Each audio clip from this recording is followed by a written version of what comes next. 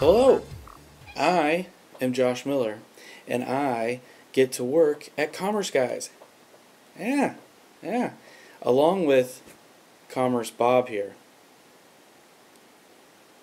He's my wingman, and yeah, you need to take a bow, Bob, because this is the first podcast you've ever been on. Would you like to address them? Yeah? Okay.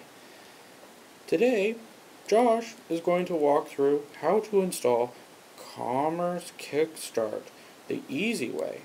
If you know how to use Drush, then this screencast may feel a little too simple.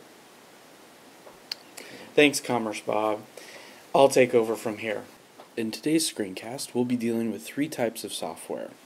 First, we're going to be dealing with the personal server. Trust me, guys, it's really easy.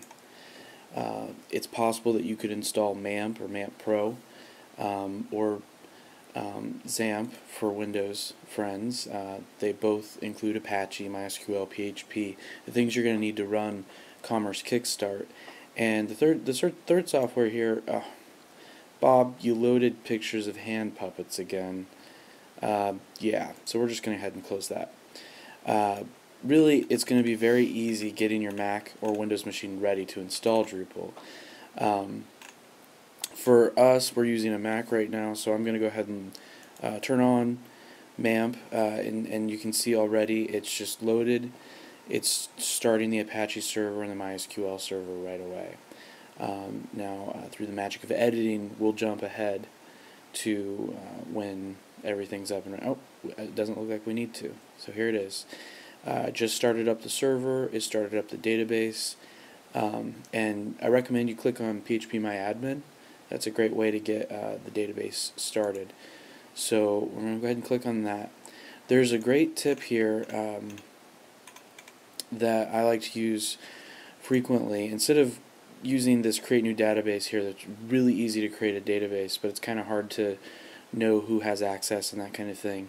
If you start here in privileges and you go ahead and add a new user, all you really need to do here is type in any username. I like to think of this as whatever kind of database or whatever site I'm going to do. So this is just a test site, so I'm going to just go ahead and call it test site.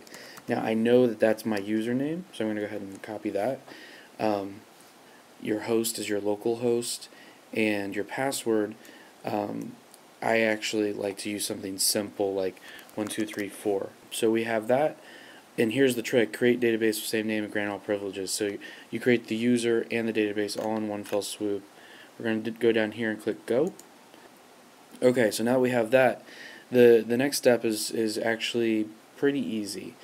We're going to go ahead and click on Commerce Kickstart. Now, Commerce Kickstart is a install profile that's built on top of Drupal. Technically, you could actually download Drupal and bits and pieces of Commerce Kickstart as you're going through and installing Drupal Commerce, but it's all right here in a nifty little package, and it makes it pretty easy to get up and running really quickly. So down here at the bottom of the install page, we have the tar.gz and the zip file. It's up to you what you want to use. I'm comfortable with the tar.gz, and I'm just going to click save link as right there. It's real simple, and I'm going to save it to my desktop. Now some of you might be saying, well, why don't you just install Drush and use that? If you know how to use Drush, you probably don't need this particular screencast. So that installed it to my desktop.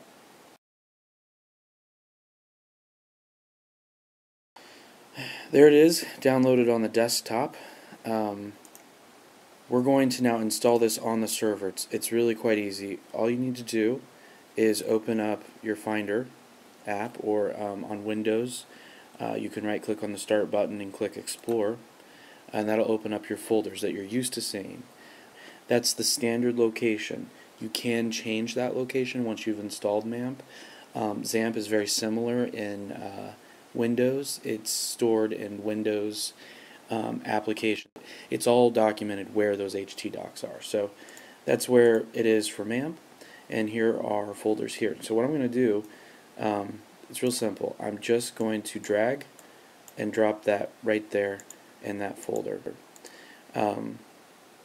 Next step is I'm just going to open it. There we go. So that is a simple click away from actually having this installed. Now I recommend you rename this folder to what site you were trying to install. I'm going to go ahead and call this site test site, just to stay in line with the database that we called it earlier. Next step is to go back to the tab that XAMPP or MAMP opened for you. Note that the URL here is localhost, all kinds of crazy stuff, /MAMP. The folder that you just added should be test site. So I'm going to type in test site and I'm going to hit enter. So I'm going to click Commerce Kickstart, save and continue. This is just the standard Drupal installation with a few extra bits added in there for Commerce Kickstart. Now, part of this is how to set this up. This is why we installed MAMP in the first place. It's asking us for a database. If you recall, the database name is called test site, the username is called test site, and the password was 1234. So we'll click save and continue.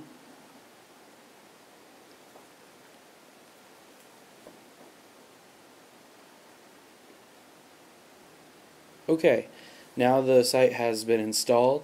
Just pick out any kind of random email that you want to use, the username, and the password. I'm just going to do 1234 again. Obviously, you're going to want to change this once you get through here. Thankfully, Drupal's telling us that password's weak. You want to check for updates and that kind of thing. That's very handy to have. You can click save and continue.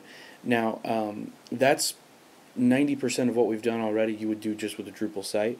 The really cool part is about to happen, and it's going to add products and it's going to add product display nodes.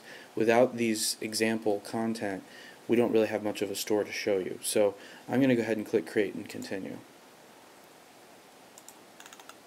Okay, alright, well, so once that thing's installed, all you got to do is click visit your new site. And you can go around here, you've got it installed. There's lots to take into account here, like how does the checkout work, what does the cart look like. There's lots of interesting things that you can do just with Drupal in general. You can edit how the checkout function works, all kinds of line items, move those around, play with it, break it, because it's your site now, it's your installation.